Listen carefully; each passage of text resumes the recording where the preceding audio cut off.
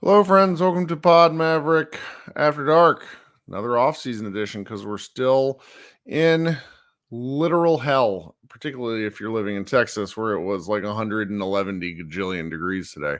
I'm Kirk Henderson, joined as always by Josh Bowe. What's going on, Josh? Oh, yeah, nothing. We're just trying to survive our casual 112 heat index days. It's a bit much, man.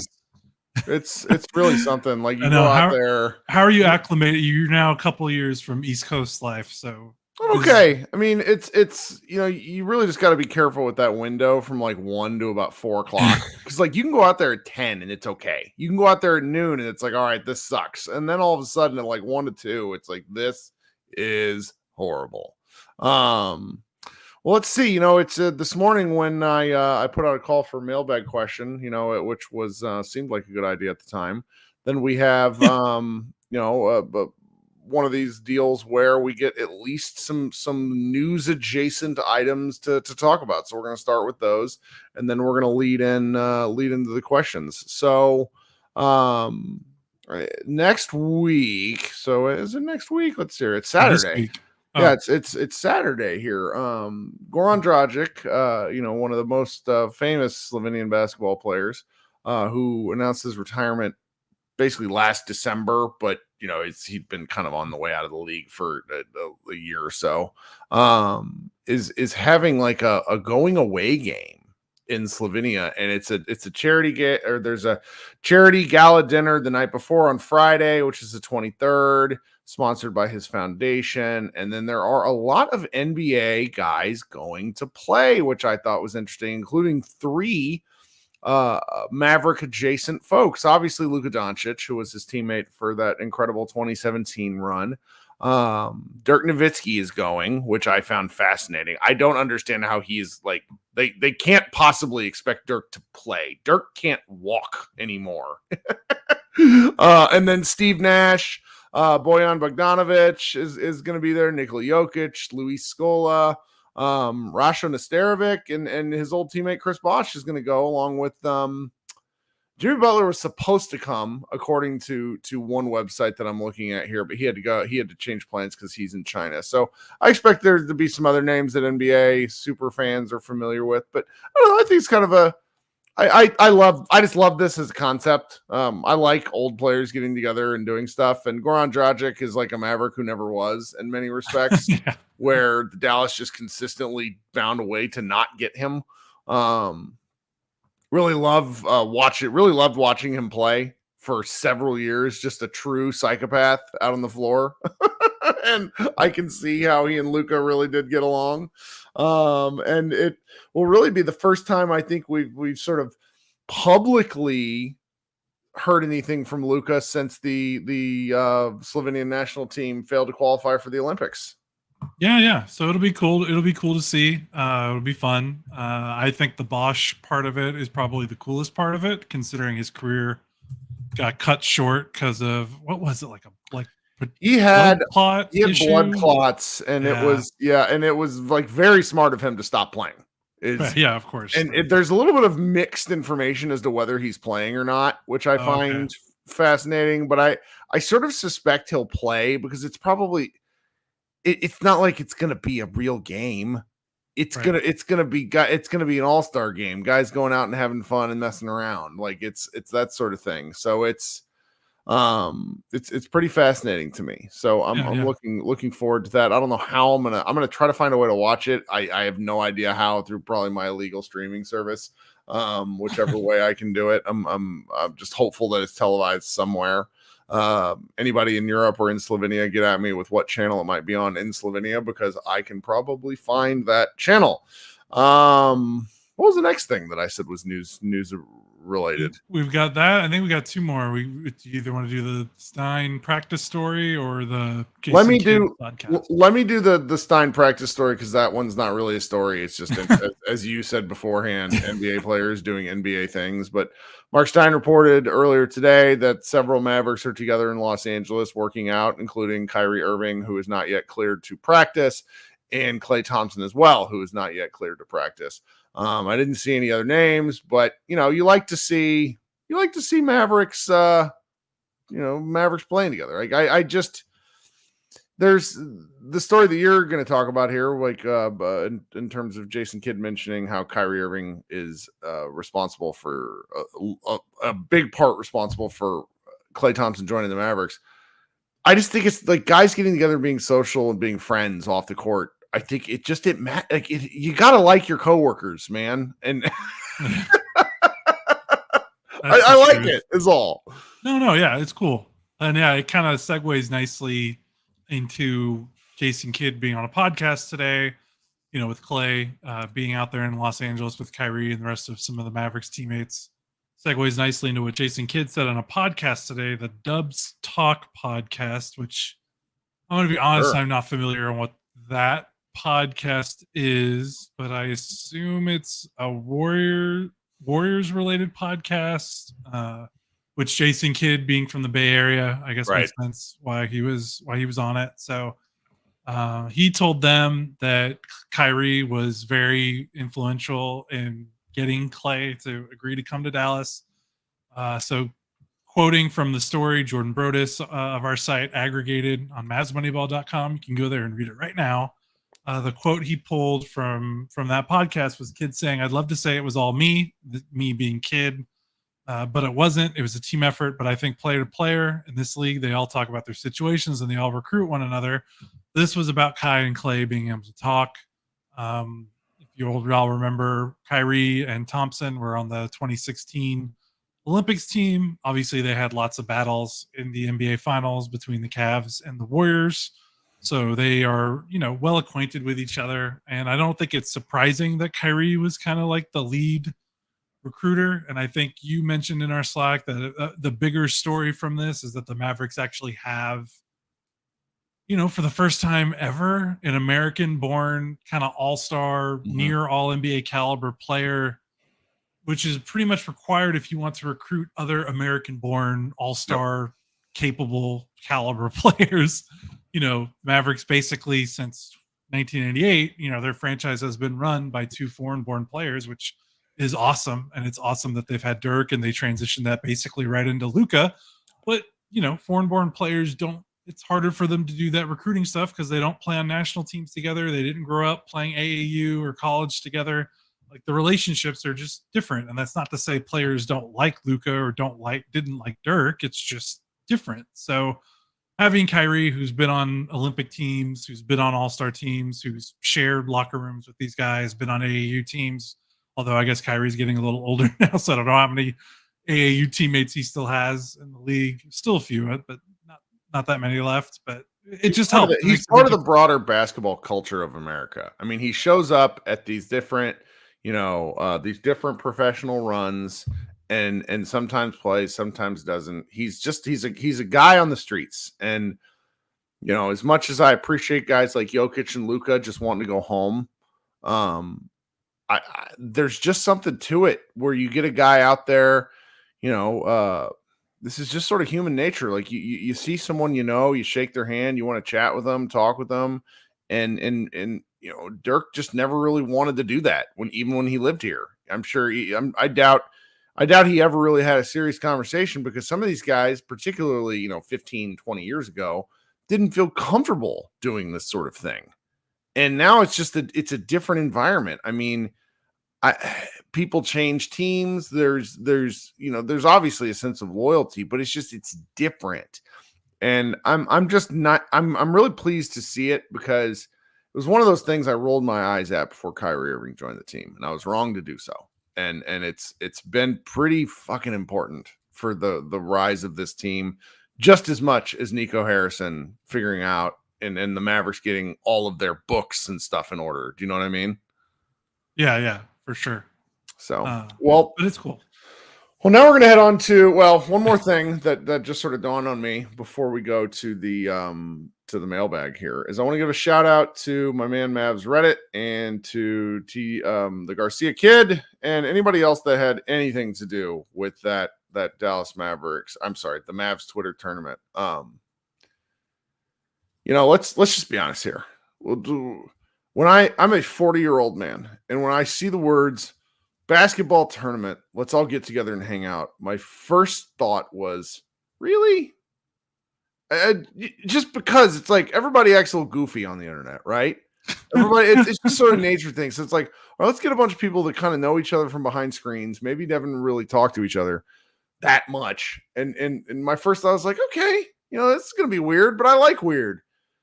And so I go, my wife had something to do that day. I took both my kids, which was, let me just tell you, everybody, shout out to everybody for being patient with me for bringing my fucking children because I'm a weirdo.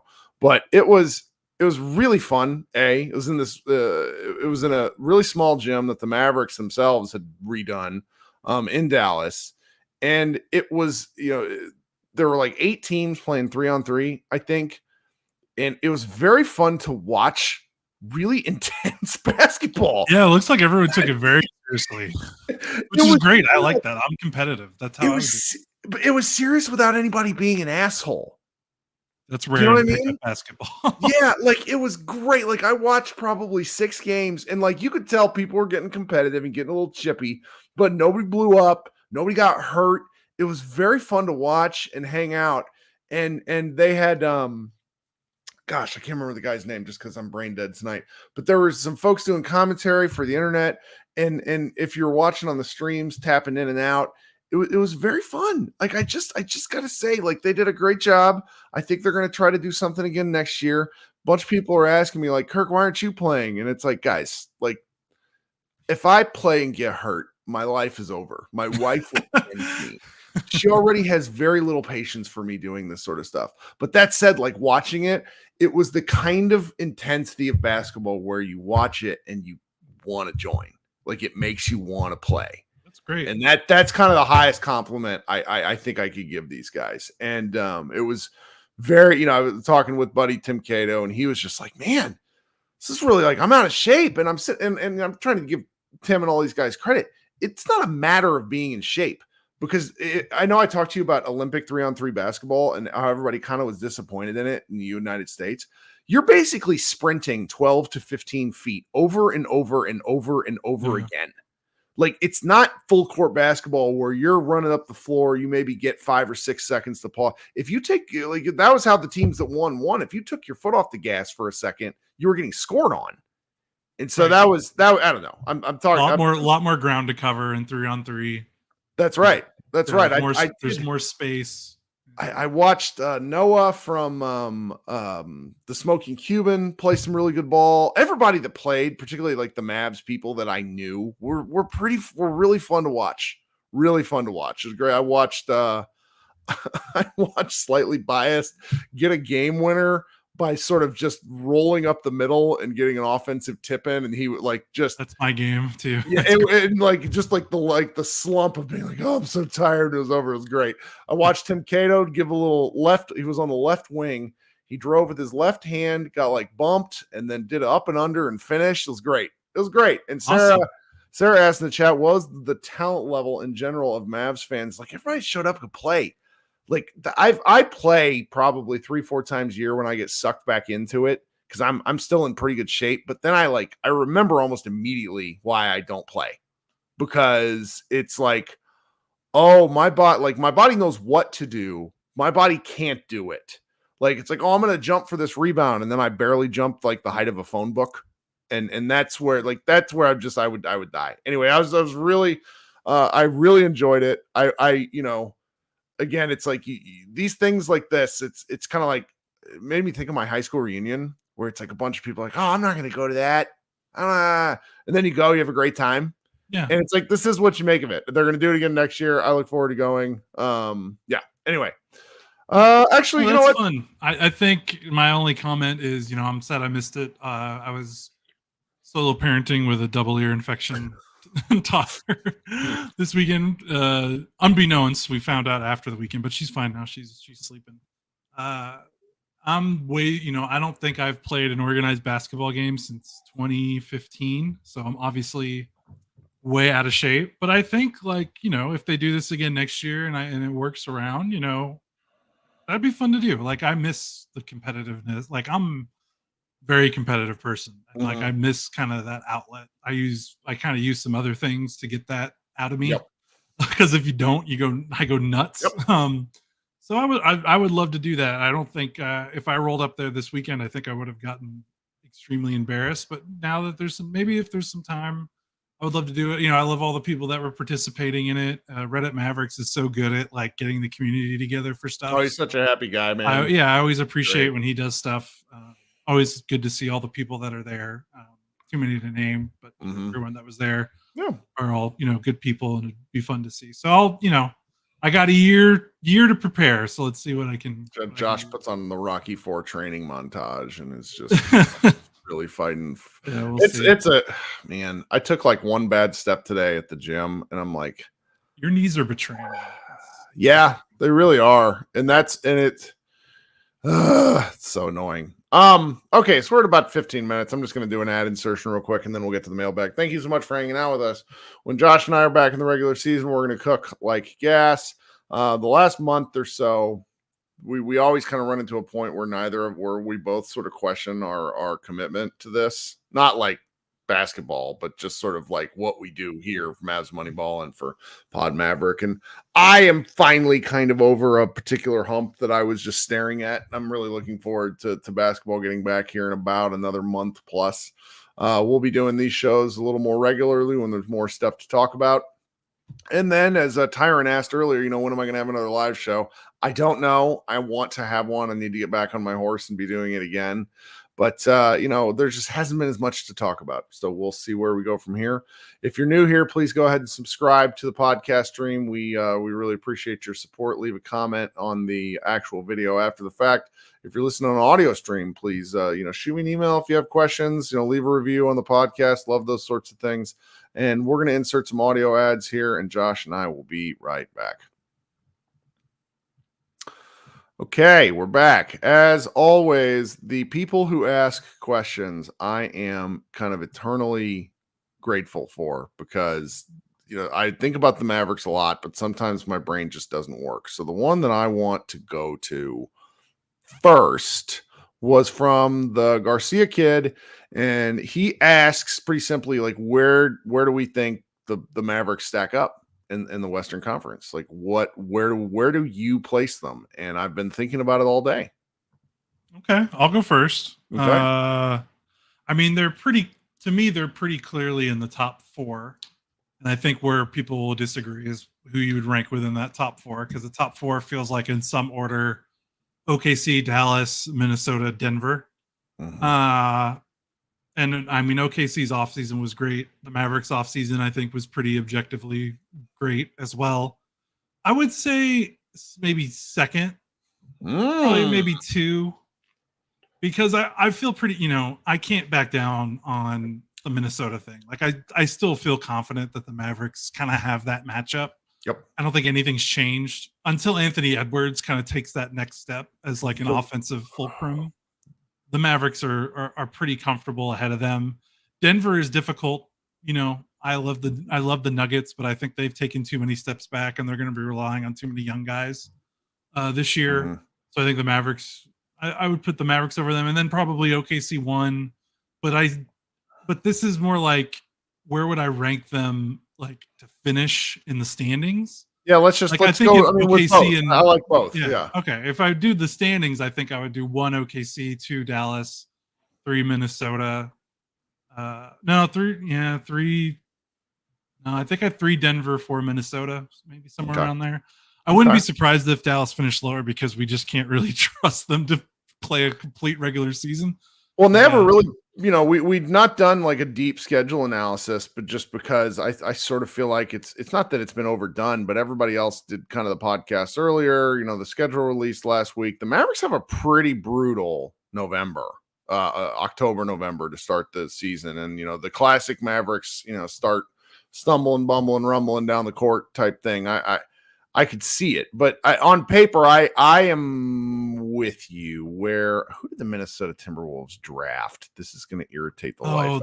The Kentucky point guard, Rob Dillingham, and I'd completely forgot about him until I was having this discussion this morning. So it was a really interesting thread of like looking at different statistical performances of the top 10 guards in the NBA. I saw this thread out there, and like the one that really, it was, Luka ended up being the best, yada, yada, whatever. But the part that stood out to me that I was most interested in was just how friggin' inefficient Anthony Edwards actually is. And he takes a lot of like, oh no, kind of shots. Yeah, that team wins with defense. Their offense was mediocre. And I don't know a ton about Dillingham, but Dillingham strikes me as the kind of spicy guard that they need to run the offense. Like, I don't think Anthony Edwards is more in the mold of Devin Booker and a scoring guard who can pass than a passing guard who likes to score. And I think that we're going to continue to see an evolution of Anthony Edwards, but I think the Mavericks still have their number this year. Like you said, I can't believe I'm going to go as high as 2. I was really thinking sort of 3-4 most of the day, but I think Denver taking the step back with KCP gone, and I think you're a little worried about, their bench. They didn't really. I mean, KCP gone, and they didn't really add anyone. Like, no, their big. What is it? Russell Westbrook, I think, is the biggest off-season move. I mean, Luke Burns says, he's kind of questioning Oklahoma City, and I'll tell you, I actually think Oklahoma City cleared up their problems. Like, their roster makes me want to throw up. It's so good. I do understand what you're saying about having another playmaking guard in Giddey, but Giddey was their weak link for the playoffs, and I think Luke's comment has to do with the regular season. But Alex Caruso brings a lot. Isaiah Hartenstein brings a lot. They're just gonna be more, and it really makes me sick at how good they're gonna be. Yeah, and then being a younger team helps with the regular season stuff. Like last season, they were relatively injury-free, and that comes with youth. Yeah, and you don't have as many rest nights on back-to-backs when you've got a younger team. I think they take the regular season a little bit more seriously because it kind of feels like I don't know. Well, they won the regular season anyways. They were first in the West. Yeah. There's something about the more veteran teams kind of know how to pace themselves a little bit better in the regular season, so that might lead a stretch where they go 5-8 for 13 games. Yep. But then they get it back around. So like it's kind of weird. Like I actually think, I would say OKC will probably win the regular season, but I think, knock on wood, how everything's looking right now, if I had to pick them in a playoff series, I think I would still pick Dallas, although it would probably be 7 games. And I think it would be closer. I know last season was 6 games and it was still pretty close, but I think the Mavericks, outside of a couple of games, handled themselves in that series pretty well. So I think I would still pick Dallas in a playoff series right now. Give me a couple of weeks of seeing what freaking Caruso does to that team, and I might change my mind. But that's kind of what I'm leaving. Caruso, he's just. I know he's your white whale. He's just such a valuable player to teams that need like cohesion. I mean, he doesn't shoot enough, but then again, Shea should probably shoot more. Anyways, all right. So we're both kind of as high as talent wise, second in the West is what we see, which is going to drive some people crazy, I think. But for me, they have to finish top 4. How's that? Yes. Yeah, that has to be the ultimate goal. Like they just have to do it. They can't have one of these seasons where they start their 500 in February and they kind of have to dig themselves out of a hole, which they're pretty good at, but they just can't keep doing that. Yep. All right. Which question did you like next that you think we ought to go forth? I've got a couple up here. Do you want legit or do you want funny? Let's go legit first, and we'll get towards the goofier stuff in the end. I can't pronounce the usernames, but he's been a long time follower of the site. and a longtime follower of, I think, both of us, but Pros Francis on Twitter at PRAS Francis, Pros Francis says, what changes would you like to see to Luka's offseason training regimen to be more prepared for the early season long playoff runs? God, this is a loaded question for you. I know, because such a good question, because I think, if you're being honest, the only thing I would like to see him improve going into this year is his free throw shooting on the basketball court, because I don't see how I can ask for anything else from him on the basketball court. Yeah, I know. Being more prepared for the early season and a long playoff run. Luka's 2 long playoff runs have coincided with him getting hurt both times. I don't see how you train against that. He plays a certain way, and I think you just have to hope for the best. Yeah, I think this goes back to, we talked about this, and I'm going to try to write this week. It goes back to, I don't know if it's something, obviously he needs to keep focusing on cardio, keep trying to be in the best shape that he can be.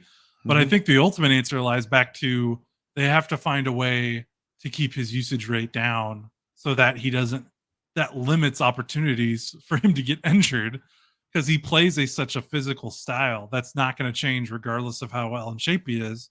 And if you give a guy a 35, 36 usage for 80 games, and then you ask him he has to do that again in the playoffs, like, it's no surprise that he keeps finding himself looking a little ragged at the end of seasons, because he basically has a workload that's asked of him that almost no other NBA player realistically sustains. Like, again, we talked about it last year. It's like, you're basically asking for like LeBron level fitness to get through a workload, and LeBron is basically a one-of-one human. Like, I don't think there's a level of fitness Luka can reach that handles the workload that he's been asked of up until right now. And I think they finally got a roster in place that they can kind of wean off of this Luka heavy burden with Clay. I know Clay Thompson isn't necessarily, like, he's not going to be running pick and rolls, but you can do stuff with him off ball where Luka isn't running 8 pick and rolls every 30 possession, he's running a billion pick and rolls every 5 minutes.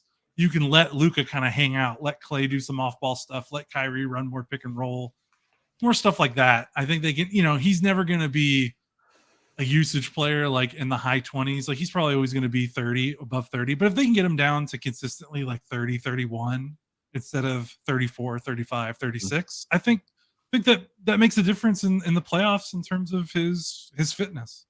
Well, so my friend Adam Matas of DNVR and of All Cities Network said something on a podcast the other day that's just been living in my brain. And it's something that I knew, but I don't think I'd ever heard it described this way. And he said, when you really think about basketball, even though it's 5-on-5, you're either seeing, 3-man action, 2-man action, or 1-on-1. That's almost all basketball plays, or those sorts of things.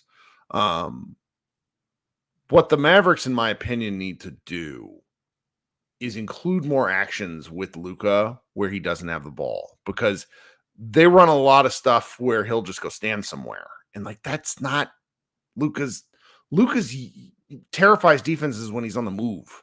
And so I would like to see more of that. And I don't really, and didn't that come back to, it's because he finally doesn't have the ball, because he has to use the ball all the time, that he wants to take a break. Like, you could probably coax him into more off-ball movement if he's not being asked to do everything on offense for 90% of the games. You know what I mean? Mm-hmm. And it's one of those things. I don't know. Like, the Leo in the chat says, I hope that he keeps working on his catch and shoot. Luka shot, I think, 100 more catch and shoot threes. Much better last season. Like, and he was good at them. Like, Luka's 3-point shooting became such a weapon before he hurt his knee that it was like, what are teams going to do about him? So I don't know. Like, there's asking for Luka skill improvements feels like, like it's like, huh? I don't really know what I'm going to do there. Okay. Let me see if there's one that I like next. So we got a lot of goofy questions. Ooh,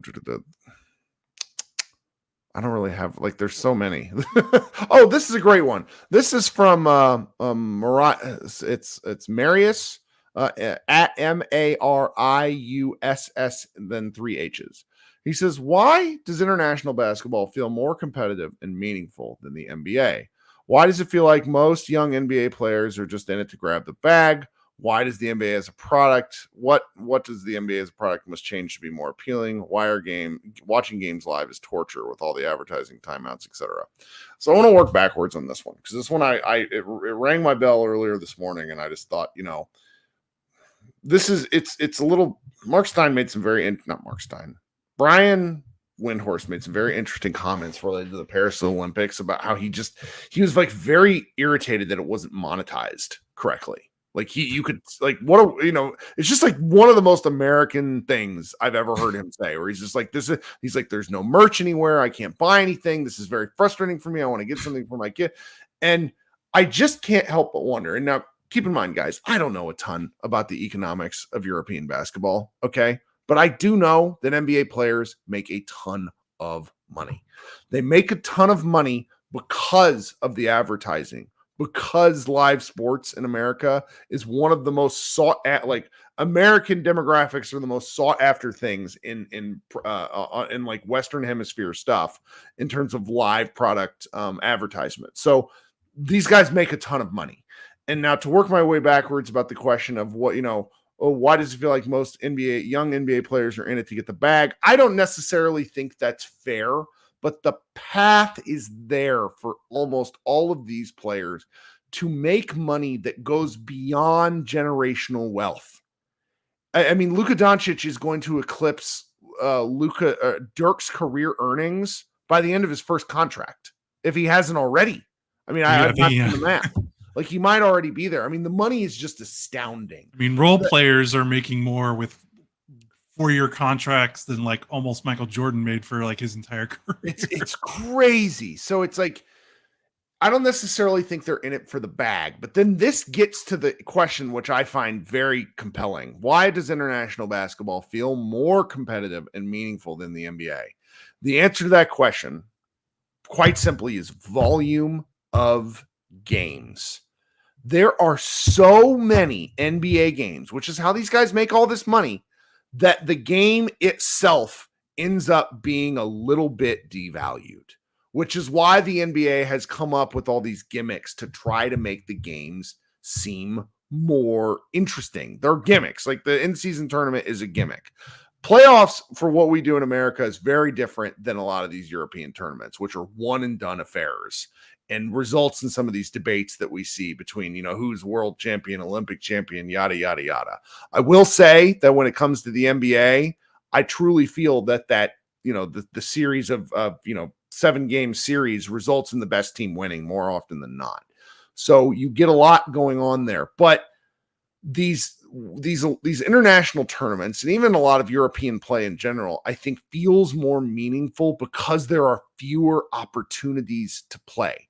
Like, to get to the Olympics, once you're in the Olympics, guys, so you're one of the 12 qualified teams. Not only you don't have to win all 6. You have to get out of your group play, make it into the final 8. Then you have to win 3 games. Those 3 games, though, are so pressure packed because if you lose, you're done. Like, there's no going anywhere. So it's like that, to me, is why these games feel more intense than most NBA games. Does that make sense? Yeah, for sure. I've been on I would love for the NBA season to be cut down to where each team is playing. And this will never happen because Pandora's box is open, the genie's out of the bottle, whatever analogy you want to use, cliche you want to use, because the money is just, they're not going to go back. Like, there's no way you can go back now. Like, the money's too good. People don't go back with money wise. I would love if like the NBA season was like each team played like 2 games a week or something like that, kind of resembling like the college basketball conference schedule, where like when I was covering college basketball at Texas Arlington, and that's kind of small time, but they basically played like every Wednesday, every Saturday, and some type of schedule like that. So one, it helps TV viewing because it's like appointment viewing, and you know when a game is coming on every week, kind of like the NFL. It's Sunday and Monday, and now Thursday and some other games, but that helps with that, and then it just helps routine. You get practice time, you get days off, you get built-in rest days. Like, the fact that the NBA plays, like the fact that there's even any 4 and 5 nights or 3 and 5 nights and back-to-backs, like it's impossible to play a schedule without having that, or the season lasts, 12 months. So you have to compress 82 games into these schedule parts where teams are just like, we're not going to try this week because we want our players to be upright by the end of it. And I know there's a lot of, well, what about back in the 80s? They weren't doing this. The style of play, like go watch an 80s basketball game. These guys run up and down the floor a lot. There is no movement in that offense. And then they're all within 15 feet of the basket. They just cover a lot more ground now. Right. And so it's just impossible. Otherwise is lying. So I would love it for that. More scouting would make these games be great, but they're never going to do that. So the other thing about it though is also, just the pride, the country, like these, especially for a lot of the non-American teams where it's just like, wow, I'm from a country of a few million and we're here on this national stage and I can do something that's never been done before, like the South Sudan team that's been chronicled, really cool. And what Luol Deng is doing with them. Like that's something you cannot compare that to Charlotte and Atlanta playing on a back-to-back in February. Like the stakes are just way, way different. In addition to, we didn't even talk about the international rules, which, that might make for a more competitive environment too. I know a lot of people want FIBA rules for the NBA, especially with officiating. The rim touch stuff is awesome. I like it's so much cleaner. And it also embraces the athleticism of the game. Yeah. So that's one that I like. All right, what's the next one you think we should answer? Do you want serious or funny? Your call. Let's do funny because this one made me laugh and I want to kind of get yelled at on the internet. Sure. Dalton Richard at Dalton Richard 17, who I think follows both of us and has interacted with us online a bunch of times. Oh yeah. Very kind of weird comparison for two fast food chains. Like I would never think. I don't know what one of these is. I'm gonna get yelled at for that. Oh, you don't know? Well, you haven't been back in Texas long enough. It's okay. He just basically pick one: Taco Casa or Chick-fil-A. And it's very funny because I would just never kind of place those two. And Taco Casa, Kirk is, it's. I'm looking at it. This looks like the kind of garbage I would eat. Yes. This looks awful. I can't wait. I'm gonna go on the record. Give me Taco Casa or Chick-fil-A. I want those shitty tacos, man. There's something about them. The burritos are good. I like my Tex-Mex. I like my tacos. And I'm gonna be honest, and I'm gonna get run off the internet. I think Chick-fil-A is a little overrated. Like I don't think it's bad. I think there's enough chicken sandwiches out there, fast food chicken sandwiches, that I wouldn't feel okay losing Chick-fil-A in my life. Like I would go, and I know that there's also a lot of other taco places. I don't know, just that Taco Casa taco. It's so shitty in a way that really appeals to my inner demon, like inner trash monster, my inner lizard brain. They put a lot of cheese in it, which I appreciate. Like, and again, like there's so many good, like, better, there's so many like local taco joints that are obviously like more authentic and way better and that are good. But I like Taco Casa. Like just give me like, they got a big freaking, like you give me the one big freaking taco that they have. I don't even need more than that. And it's just good. I'm good. So I grew up until I was 12, Kansas City, Missouri. And there's this taco place there, and I sent you the menu over Slack. It's called In a Tub. Okay. Now, if you were to Google In a Tub's tacos, like a picture of the tacos, they deep fry the taco after constructing it. But then the key part is that they use powdered cheese. So basically what goes in mac and cheese, that's stuff on top. And it is so gnarly and so awesome. Sounds like a war crime, but I would eat it.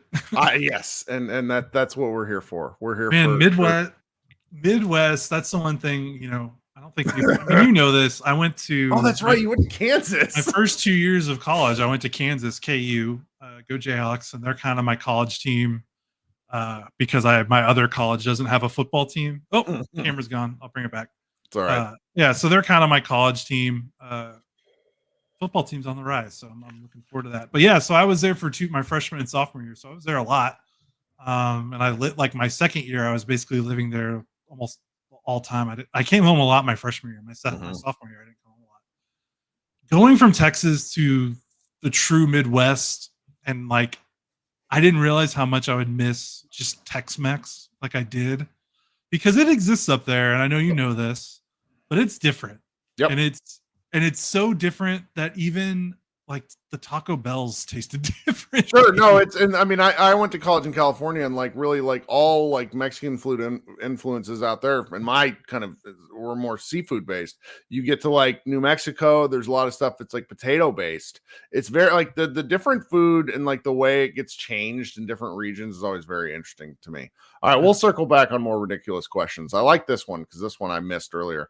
Sam at Saminsky says, which backup guard, Grimes, Exum, or Hardy, do you think will end up getting the most run? Will any of them have a breakout year and be a six-man type of guy? I don't think anyone ends up being a six-man type of guy, but all three of these guys are on 1-year deals. 1-year deals, if or the last year of their contract, however you want to phrase it. I don't know, man. What's your initial inclination? If you're going to ask me who's going to be the most impactful to the Mavericks of those three, Quentin Grimes. I mean, he sort of feels like he was really good in New York. And I feel like he's kind of been the low-key offseason move. And obviously smart NBA people have been talking about it. So I don't want to act like we're unearthing some stone. We're not breaking news by saying Quentin Grimes is a really good pickup for the Mavericks. But he was so good. Like, for a rookie player and a young player to earn Tom Thibodeau's trust so quickly, like his defense is legitimate in a way that, like, if you look at the way the Mavericks play defense, even last season with their hellacious defense, it was less about how great their perimeter defenders were and more about like the system and the athleticism, and then having basically the two best rim protectors in the NBA at post All-Star break, Derek Lively and Daniel Gafford. Like, Grimes might be their best individual perimeter defender that they've had in the Luka era. Is that being a little? Am I being a little too ridiculous there? I mean, am I discounting Derek Jones Jr. a little bit too much there? He's also very, very, very, very good. But like, Grimes' individual defensive ability as a perimeter guard is just something they haven't had too much. And when you saw it with Derek Jones Jr. last year, like he was so good for them because they didn't need a lot. They just needed a little bit. And I think Grimes has that. Plus, he has basically the shooting volume of a Tim Hardaway Jr. and the accuracy. Like, they just haven't had that combination of player. So we're talking.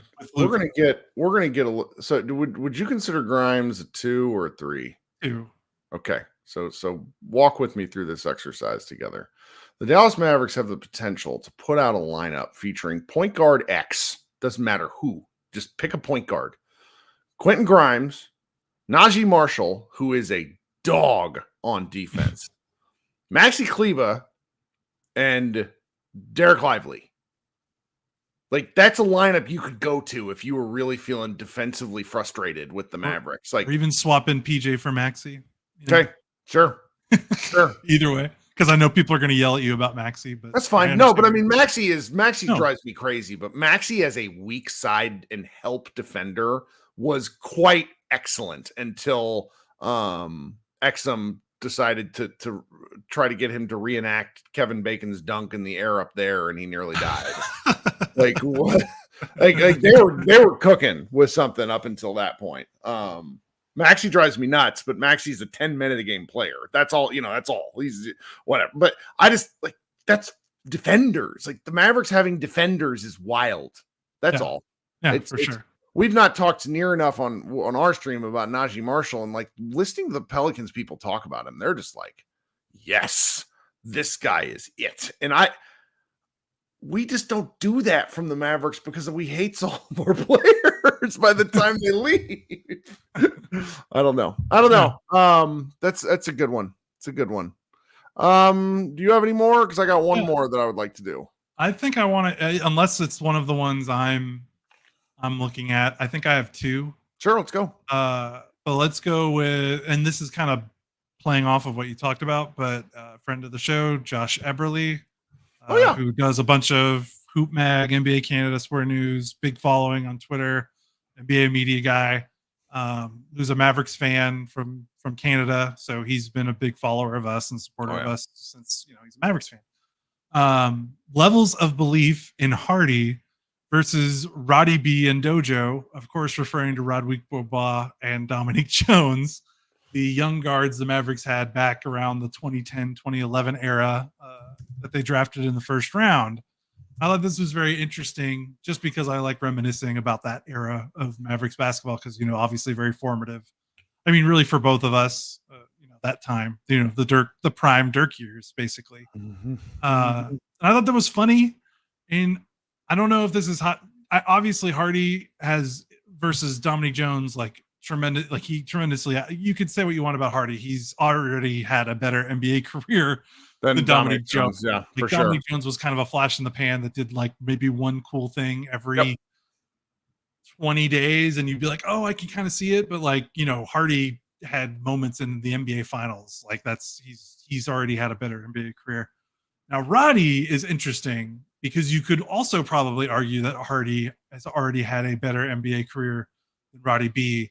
But I would probably argue that before Roddy's foot injury in the summer of 2010, after they lost in the playoffs to the Spurs and before they started the regular season where they won the title, he was on pace to probably have a really good NBA career. And then he had that foot injury and it never came out, came back from it. Like, obviously, his rookie season dwarfed Hardy's by a lot. But Hardy probably is going to have the longevity because Roddy's career ended so quickly because he never got over that foot injury. Yeah, so that was interesting to me. Like, who would you rather have, like, in their prime? Because you never really saw Roddy's because he got hurt and he never got over it. Yeah, and so Bob Sturm of The Ticket wrote a book called "This Year Will Be Different," and it's about the Mavericks 2011 season. And there's a segment in it that I remember very clearly because Roddy Bobois played so much. He was the opening night starter at the 2 guard. And he played they just kept trying to make it happen. I don't remember anything about his season. I really don't at that point. Rick really gave him a lot of chances, but when it came down to it, the veterans of the team went to Rick at some point. It was before the playoffs. Yeah, it was like the last week of the regular season or something. He kind of said, like, you got to stop with this. Like, this isn't working. Like, he's not doing it for us, more or less. And they made the changes to the starting lineup. Rest is history, yada, yada. But obviously, Carlisle tinkered a lot with that lineup. But I don't know, man. That's a tough one for me. To me, where I sort of fall is shoot first small scoring guards are not my thing. And I don't want to have to care about them. And I don't want to have a take on them. Kyrie Irving is a little bit of an exception because I still think Kyrie is a point guard over a shooting guard. I just think he is willing to play shooting guard. Does that make any sense? No, that makes sense. I mean, Kyrie is an all NBA level offensive creator. Like, if you're going to be a small guard, you have to be like, hey, can you create offense and run offense? Not, are you a 2 guard in a 1 guard's body? That's not Kyrie. Kyrie is a legitimate point guard. So that's where I fall. Where I fall in this. I think even both of us, if we're not as high on Hardy as a lot of other people, like, he's already blown past, like, if you would have, draft night, he was the 37th overall pick, second rounder. Like, he's already done more than I expected because you don't really expect much from second rounders. Like, well, and Luke Byrne his playoff legitimately, like, nice. I mean, he won them. I don't think he won them games, but he gave them shots in the arm at times when it was required, which I just never would have admitted that. But at the same time, I think a lot of what he did was almost him playing against the type. Like, the teams were willing to let him do what he did. Like that, like on the scouting report, Hardy was like, okay, if Hardy scores, then we're gonna lose. Like, that's fine. You know what I mean? Yeah. I mean, if you look at the roster, he is expendable. Yeah. He's a luxury. And Luke Byrne says, how Kid manages Hardy this season will be interesting since it's a contract season for him. And it's just like, I think they have to get out from under him, to be quite honest. Like, they don't need him. and like, what sort of offer is he looking for? Like I hate to talk contracts right now with a team like this, but it's just we saw this with Josh Green. Like they offered Josh Green a contract, and then I couldn't believe they got out from under Josh Green the way they did. So I don't know. I think I had one more that I liked. So Tyler Edsel, who is going to be one of the newer contributors to Mavs Moneyball once I can get everybody onboarded, says, where do the center minute distributions fall next year? Will Lively keep pushing up closer to 30 minutes, somewhere to a 24-24 split with him and Gafford?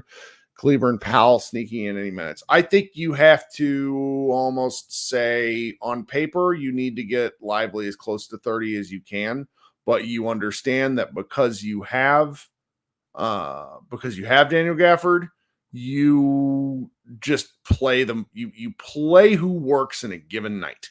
That's what I think Kid does. Yeah, I think so. I agree with you. They got to get him close to 30. They got to push him to that number so he's consistently on the court more. I think they have to start him to start the well. They don't have to, but I think he's going to start the season because I mean he was so good as a rookie. Like he is the future of the team. Like it's him and Luka. Like Kyrie and Clay are on the wrong side of 30. Like if you're talking about who's still on this roster in 5 to 6 years, theoretically it's Luka and Lively. Like, that's right. They might be the only two. Maybe Grimes, maybe PJ. Maybe some other guys. They're still fairly young, but like those are the building blocks of your team. And I think if you had to say who are the two best players on the team, Kyrie is still that number 2, but like Lively is making a case in terms of just impacting winning. And I don't want Kyrie fan people to get mad at me because Kyrie's been really good for the Mavericks, but like it has to be Lively's position. Like it would be really awkward to me for Lively to keep coming off the bench when he is just as great as he is. And like, not to diminish Gafford, but like he's already shown a broader game than Gafford's as young as he is. Well, nothing wrong with Gafford, but like it's kind of Lively's position. Like he needs to. I agree. To give him the reins. Well, and Lively missed due to injury. Lively actually missed a number of games, and I think because of how he plays, that is always going to be a risk. So it's quite wonderful to have a borderline starter hanging out in Gafford. So I'm looking forward to seeing how that goes. Yeah. Well, what else? Anything else you want to answer? Do you want to do one more from new staffer Kate? Sure. Because I thought this was interesting, or just because like I'm sure that there are other Mavs fans that have this kind of thought, and I think we can get there because definitely we have been on the cynical side of the basketball takes for sure. She says, thinking about how other teams improved and got briefly panic-stricken because what are the chances that Clay can't provide what Dallas is relying on him to provide? What if the gelling period takes longer than expected? Could they be, I'll just say, screwed? It's going to be great, right? Right? And I understand that. Like, I understand thinking that, and I think it's healthy to have kind of that skepticism in the back of your head to kind of question things, because I think that helps manage your internal expectations a bit more, and it leads to less disappointment in certain ways. And I get it. Like there is a scenario where it's like, hey, they're taking too long to incorporate Clay.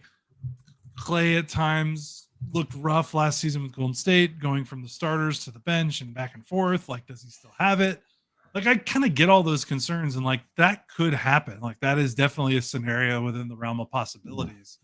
I think to kind of ease that thought and not worry about it is, I think, one of the things that's easy about fitting in, like if you can shoot, it makes so much easier in terms of fitting into a new spot. Like the thing I always think back to is like how long it took the LeBron Miami Heat to fit together, because all three of those stars, like none of them were considered great shooters. Like even Chris Bosh, like Wade, LeBron, those were not 3-point gunners. Like Clay and Kyrie can shoot. So if worst case scenario, like if Luka ball takes over or if there's too much one-on-one play, like there are not like Clay spotting up in the corner is not the worst thing in the world. Like him not getting a ton of touches doesn't necessarily and it's if not it's a bad thing, because like they've got the right kind of archetype of players to fill these roles. And one thing Jason Kidd knows, as a person who's been to the finals repeatedly now, both as a coach and as a player, is he knows it's way more important where you finish than where you start. And I actually think that the Mavericks get off to a bit of a bumpy start with these sort of narrative-based questions. I don't think Klay fits seamlessly. I do think that we are openly questioning his role. But as long as the Mavericks are winning more than they're losing, it ultimately doesn't matter. We've talked about all the different combinations during the summer about what the Mavericks could and couldn't do. Just earlier in this podcast, I threw out a defensive lineup that didn't feature any of the stars at all. Just got like the Mavericks are so multiple in what they can do that Kidd has a very different challenge than what he's had in years past. Instead of figuring out how to make things work with what he has in terms of less than ideal pieces, he has to figure out how to keep everybody happy. And I think he'll take that challenge and figure it out. I really, really do. So I get the question, I get the trepidation, but this is, you made a comment almost like a year ago that I think about a lot, that the Denver Nuggets title was the culmination of their run. It was not the beginning, it was the end. And so far you've looked rather prescient about that, because Denver's looked very cooked. And then you look at what Denver had did in the previous years. You mentioned the fact like that bubble team probably could have won the title if they would have slipped past LA. Yeah. And it's, sometimes you just need moments. And I think there's an argument to be made that the Mavericks have continued to try to seize the moment in front of them by the pieces that they've added. And, if Klay doesn't work out, if Klay becomes a head case, let's just be honest, they'll backburner him. They will. They have the options to do that. And his contract's not that bad. His contract's not that bad. He's movable. Yeah. And they have guys who could play in his spot. And so what I think we'll see, just because the season is so friggin' long, is that at all points, these guys are going to have slumps and bumps, and Kidd's going to mix and match and work their way through it. And then hopefully they'll come out having won 55 to 60 games and be in a great place for the playoffs. Yeah, well said. Don't know if I even have much to disagree with that. Yeah, I think the key thing you're hitting on, the optionality that Kidd has with the roster, just didn't exist. Even last season's team, which obviously was the most talented Luka Doncic team has ever been post-trade deadline. Like, not even close compared to those previous, even the 2022 team. Yep. Apples and oranges almost, like that comparison. Like, they kind of added more, like, because you think about what went out and what came in. Tim Hardaway, in terms of like players that legitimately played last season, players out, Tim Hardaway, Derek Jones, Josh Green, players in, Klay Thompson, Najee Marshall, Quentin Grimes. I don't think you can make a hard argument that each player replacing the one that left is a better player than who's like. I think no one's going to argue Klay Thompson, even right now, even at his age, is a better player than Tim Hardaway Jr. Right. Najee Marshall from Derek Jones to Najee Marshall. I think most people would argue maybe like same tier. I personally think Najee's a better all-around NBA player than Derek Jones Jr. But I don't think anyone would say is a down. That's not a major downgrade. I mean, I'm living in this place where I keep thinking about the vertical spacing Derek Jones Jr. provided, but friend of the show Bobby Corrala, I was talking with him about this, and he's like, they didn't run any plays for Derek Jones Jr. Like, the verticality that came from Derek Jones Jr. is a result of them pushing on fast breaks. And he's like, do you think they're going to not push on fast breaks because they don't have the vertical threat? I'm like, they should still push. So I worry. I'm kind of worried about the things that aren't even there. Yeah. And then Josh Green to Quentin Grimes, to me, that's a no doubter upgrade in terms of what the Mavericks needed from that role. Not trying to say one player is definitively better than the other, but it's just what they need from the minutes Josh Green gave them. He wasn't that type of player yet. And I think Quentin Grimes could, because he's already proved it multiple seasons. Like, they need that guard coming off the bench needs to be perimeter defending, hit threes. Green was more kind of havoc, chaos, passing, which, they've got Luka, they've got Kyrie, they've got enough passing already. They just need some quality production, consistent production. And I think Grimes fits that role a little bit better. So And I mean, after the trade deadline, they pretty much rampaged to the end of the season. So, yeah, I mean, everything on paper, they should be a better team than last season. And to me, it's only injuries and age for some of their more important players that could really derail things. So. Yep. Okay, that's it. I think I'm going to go hang out and talk an hour in the middle of August. Pretty good. Pretty good. Thanks for the questions, guys. Really appreciate it. We got a lot more we didn't even get to, which I may hold on to for next week. So we'll see. Yeah, let's do it. All right, guys. Kirk Henderson and Josh Bowe. We are at Mavs Moneyball as well as here at Pod Maverick. We thank you so much for your support. I don't know when we're going to ramp back up the writing. I got to look at the schedule and figure out when stuff is happening. But football is on the horizon, and then basketball kind of creeps up right behind it. With the Mavericks kicking off some of these games, pretty much exactly what we predicted. We didn't even talk schedule stuff, so maybe we do that next week. Who knows? Thanks so much for hanging out. We will talk to you guys soon, and go Mavs.